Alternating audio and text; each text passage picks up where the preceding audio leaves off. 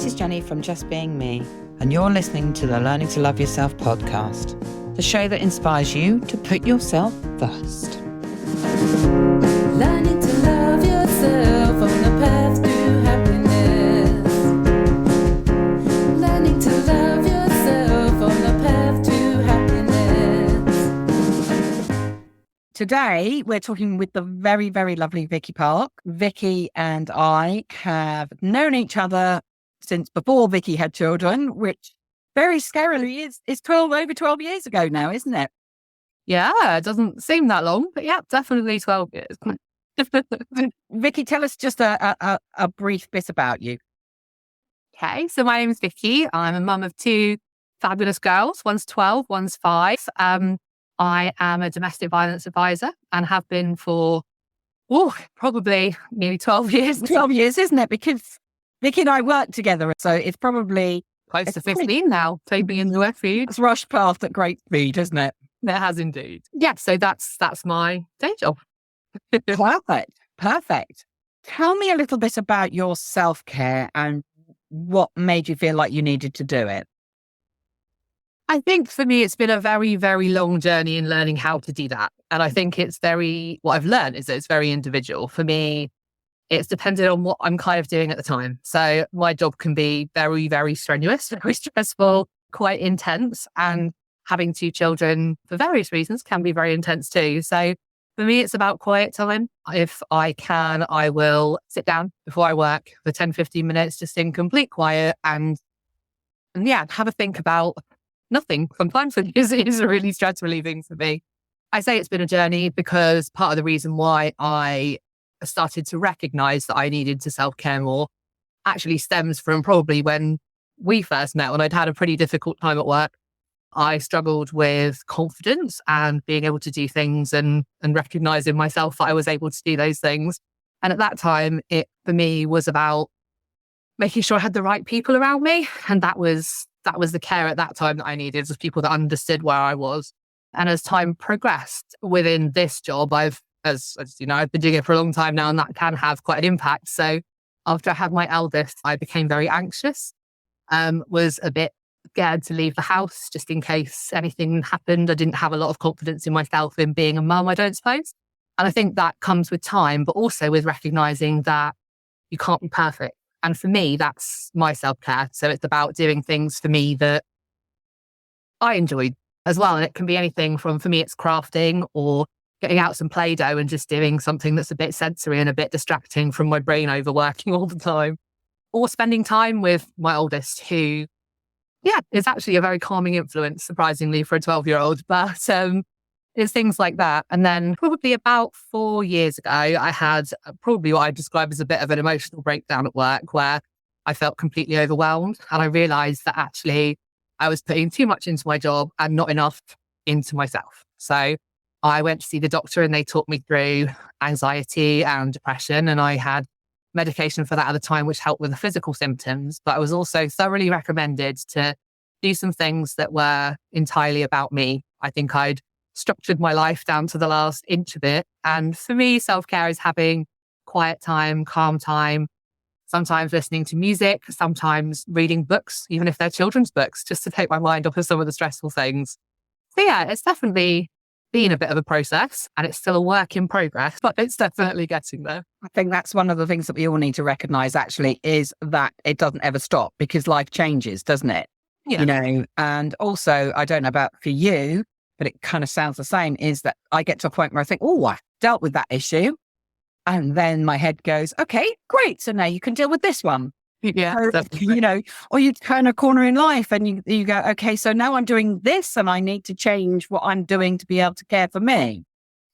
What is self-care? I mean, you've talked about the fact that it's quiet time, but, you know, is that just, you just take yourself off? Can you go and sit on a park bench, that sort of thing? I find that between the anxiety that is really well managed now, but in the background, things like when it's windy, I can go and sit out on the moors. I never go very far, but I like to sit there and just see nice things. It can be reading. Also, I've noticed recently for me, where I've been doing the same thing in my life for a long time, it's pushing myself to do things that I'm not comfortable with, but know that I can do. So recently went on the radio, which was terrifying, but actually for me was really interesting because I learned that that's something that I could do. And that for me helps build my confidence, which again helps that cycle of trying to be better for myself. I also like arts and crafts. So when I am feeling really stressed and I need a distraction, I like to paint or go out into a wood with a chair and a pad of paper and a pencil and draw something because it takes my mind off anything else that's a bit complex or complicated. So sometimes it's on my own, sometimes it's actually with the children. I can find that I really was just going to ask that because a lot of times I get, when I'm talking to any of my clients, that they talk about the fact I don't have time, I've got children. And for me, I'm saying, why? So, if I'm teaching breath work, then I'll be saying, how fabulous if your children can just grow up knowing that if they're feeling stressed or anxious or just not right, that they can do some breath work. And if you do it with your children, then they don't have to be taught it because children are just like sponges. They just absorb, don't they? Things like arts and crafts are just fabulous to do with kids, aren't they? Yeah, you don't have to have anything specific. I mean, we went through our recycling box recently and got cardboard and bits of plastic and paper and stuck them together and made robots and various things, And I think when it comes to children, it is about, like you say, teaching them. With my oldest, for example, we have pamper nights when the youngest is in bed and my husband's distracted doing something. We'll have face masks and we'll sit in bed and we'll chat about the day. And for me, that's really lovely because that ties in sort of self-care with spending time with people that you really care about. And that can be really refreshing in itself. And with my youngest, we'll do Play-Doh, or she, especially during lockdown, we were watching yoga on YouTube and she was teaching me effectively. When she gets really stressed, she'll come in for a hug because she says she can feel my heartbeat. And the breathing, I could help to regulate her heartbeat and regulate and calm her down by doing that with her. So for both of us, that can be quite calming, especially if we got ourselves into a point where we're disagreeing with each other, which can happen quite a lot with a 5-year-old. Yeah, that's a really comforting thing for both of us. And that's amazing, isn't it? Because actually there's physical touch in that as well. Because for some people, physical touch is a really soothing thing. And for other people, it's not. But it just goes to show that it is actually identifying what suits you. There isn't like, self-care isn't just, go have a bath, have a massage. It is the things that make you feel good and you feel calm. Do you think that in this day and age of social media and everything's so instant, that plays such a huge part in the fact that we are all identifying we need to do more self-care?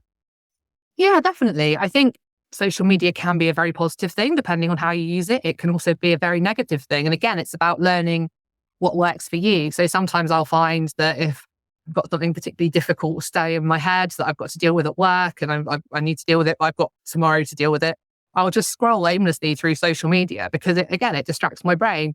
But sometimes that can get a bit too much and I need to step away from that. So I think it is about recognizing where you are with things and listening to the voice inside of you. Because I know if I've had a particularly stressful day, there'll be a point in the middle where I'll say, I just can't listen anymore. I need a minute. And luckily, sometimes working from home, the bed is behind me. So I'll sit down surrounded by cats and just breathe for a little while, which is always a nice thing.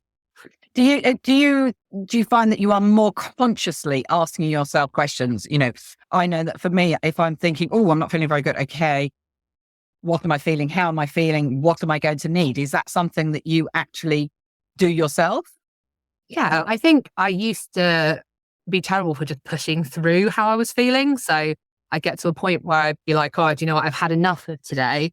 But I'd still push through because there were 4 hours until the end of the day. And instead of looking at myself and thinking, actually, this is what I need right now, I was just pushed through because I was aware that other people were needing things. But what I found is actually, if I take that, even if it's 5 to 10 minutes, if I take that time to relax and breathe, then I can go into the next phone call with a clear head, able to help that person rather than thinking about what I need. And in my job, that's really important.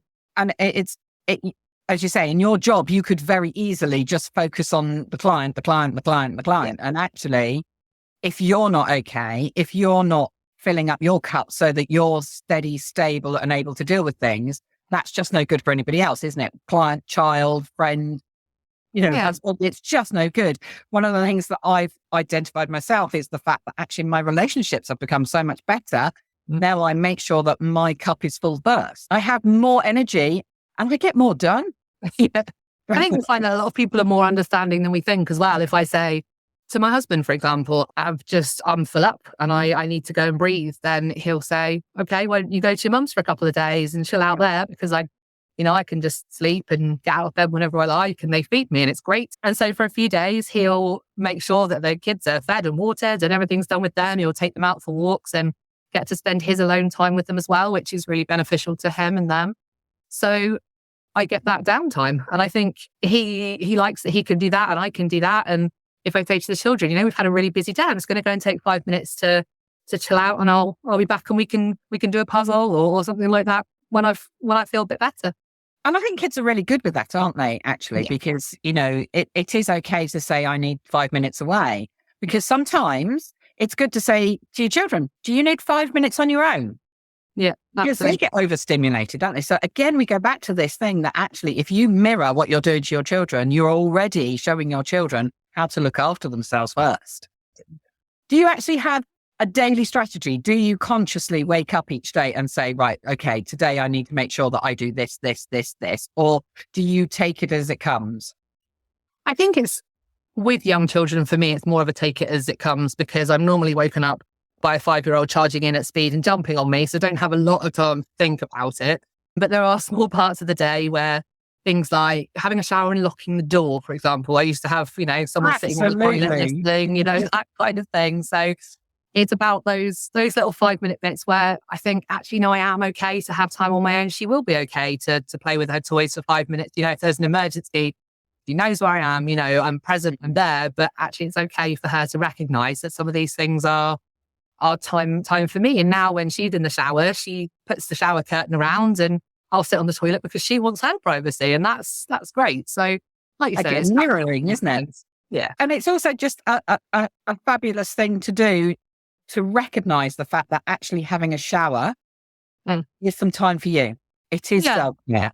Because I, especially if I've had one of those days where I just feel very, very full of work, getting in the shower and imagining that it's just washing all the off of me.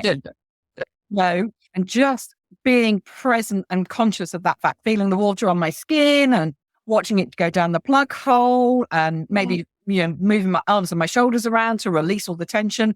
It's an amazing thing to do.